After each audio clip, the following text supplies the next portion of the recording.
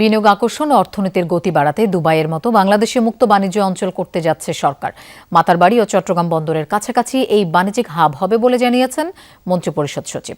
এতে দেশি বিদেশি বিনিয়োগকারীদের কোনো কর দিতে হবে না। নিজেদের মতো করে গড়ে তুলতে পারবেন শিল্প কারখানা সহ ব্যবসায়িক উদ্যোগ। লোডশেডিং কিংবা ঘরের বাইরের তীব্র গরমে ওয়ালটন রিচার্জেবল ফ্যান থাকলে থাকবে শুধু বাতাস আর বাতাস। মধ্যপ্রাচ্যে দুবাই সহ আফ্রিকার বিভিন্ন দেশে আছে মুক্ত বাণিজ্য অঞ্চল বা ফ্রি ট্রেড জোন। নিজেদের খনিজ সম্পদের বাইরে ট্রেড জোন হয়ে উঠেছে দেশগুলোর অর্থনৈতিক প্রবৃদ্ধির বড় হাতিয়ার। ব্যবসা বাণিজ্যের এমন সাফল্য মাথায় রেখে বাংলাদেশেও মুক্ত বাণিজ্য অঞ্চল গড়ে তুলতে চায় বিএনপি সরকার। এ নিয়ে আলোচনা হয় অর্থনৈতিক বিষয় সংক্রান্ত মন্ত্রিসভা কমিটিতে। সিদ্ধান্ত হয়েছে কক্সবাজারের মাতারবাড়ি ও চট্টগ্রাম বন্দরের কাছাকাছি দুটি ফ্রি ট্রেড জোন গড়ে তোলার। এজন্য 300 একর করে মোট 600 একর জমি বরাদ্দ দেওয়া হচ্ছে। বাংলাদেশে প্রথমবারের মতো মুক্ত বাণিজ্য অঞ্চল করতে যাচ্ছি আমরা। মুক্ত বাণিজ্য অঞ্চল মানে সেই জায়গায় কোনো কাস্টমসের কোনো আইন কানুন প্রযোজ্য হবে না।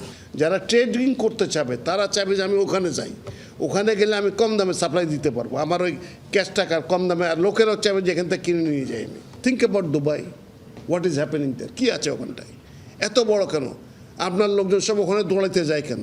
ওই সেই জিনিস একটা ক্রিয়েট করার চেষ্টা করছি আমরা। চীনের জন্য বিশেষ অর্থনৈতিক অঞ্চল স্থাপনের চুক্তি ও স্বাক্ষরের অনুমোদন দিয়েছে অর্থনৈতিক বিষয় সংক্রান্ত মন্ত্রিসভা কমিটি।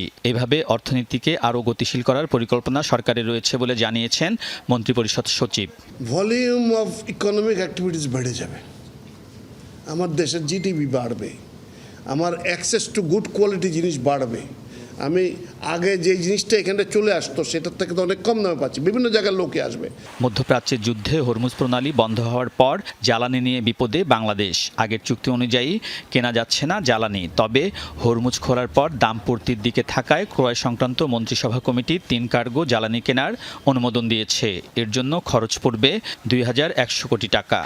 এখন যেহেতু দামটা একটু কমার দিকে আছে, সেই জন্য আমাদের ইমিডিয়েট যেটা জুন মাসে এবং জুলাই মাসের প্রথম দিকে লাগবে সে দুটো বলছে যে ভাই ওটা নিয়ে আসো, কারণ জাহাজটা এসে নামবে, তারপরে তো মালটা যাবে না, তো হু করে দাম বেড়ে যাবে। মন্ত্রিসভা কমিটি রাশিয়া থেকে 30,000 টন ইউরিয়া সার কেনার অনুমোদনও দিয়েছে।